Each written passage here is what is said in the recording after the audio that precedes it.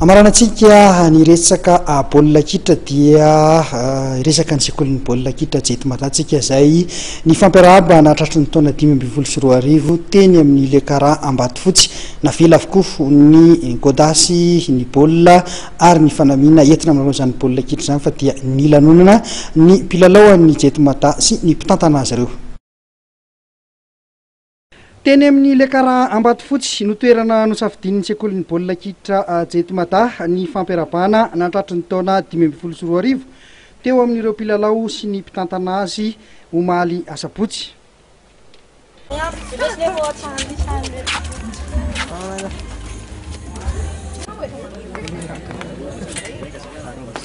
Napetraka avokoa ny godasy sy ny baolina ary ny fanamiana fa dia ny lanonana arak'izay nahafinaritra azy ny rehetra.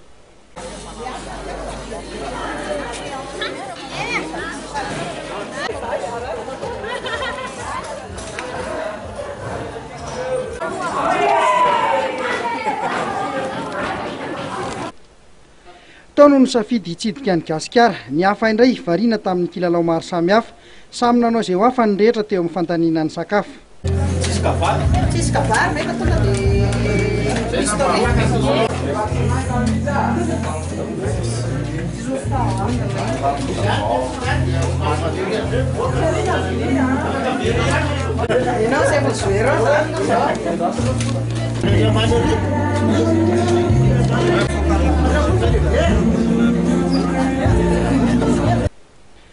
Tao anatin'ny lanonana ity ihany koa no nanaovan'ny filohan'ny jeto mata Andriamatoa Herivelo Andriamanga hijery todika ho an'ny taom-pilalaovana 2024. Teny lava satria lanonana ho any andanantsika eto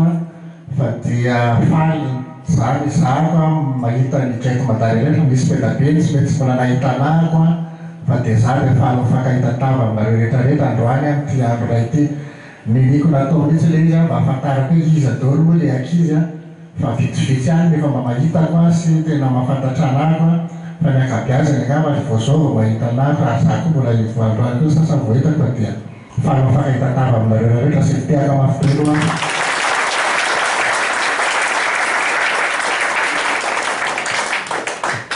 raha hijery todika ny zavatra vita tamin'ny herintaona dia tsy tetena misy hoe zavatra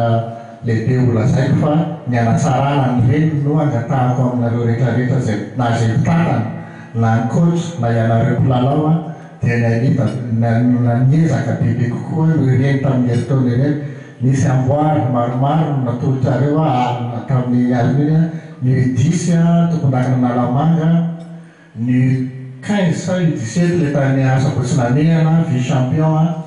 dia ny D2 ny 20 larana fasivy na tsy diso ako tamin'ny championnat Nalamanga tamin'ny farany teo.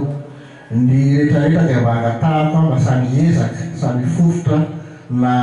izay mpitantana hoy aho na ny coach na ianam-pilalao mba hiezaka kokoa hatrany mba hanandratra aho ny fanevan'ny jeto mata amin'ity taona 2024 ity. Ny tazoko dia ny ekaratsika amin'ny sehatra ambonimbony reo zokonareo reo manao deuxième division amin'izao fotoana izao dia mifanambo napetrako taminy raha hoe tafavoaka katorere isika amin'ity taona ity dia isy zavatra surprise omeko an'lisa aloha amin'izay zavatra izay amin'ny zay saison dia izay dia malazaiko izao amin'ny bebe zany amin'ity taona ity raha tafavoaka katorere amin'ny Ligue 2 moa zany. Ny 15 sy ny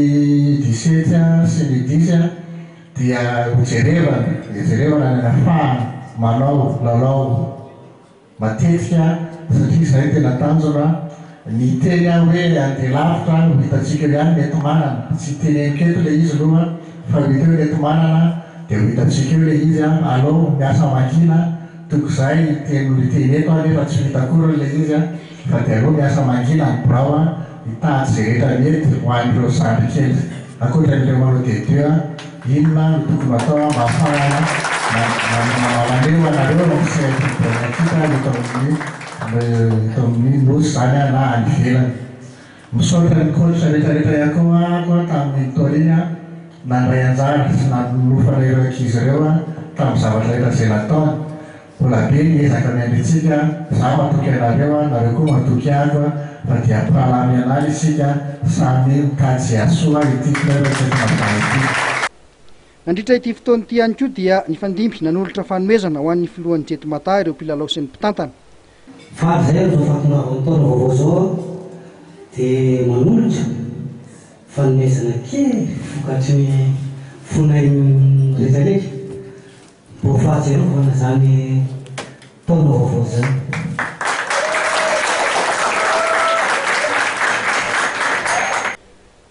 samy nanana solotena tamin'ity lanonanyity avokoa ny sokajy rehetra namarana ny fotoana dia samy nampiseho ny fahaiza-mandihy ny rehetra fa tsy ny baolina kitra ihany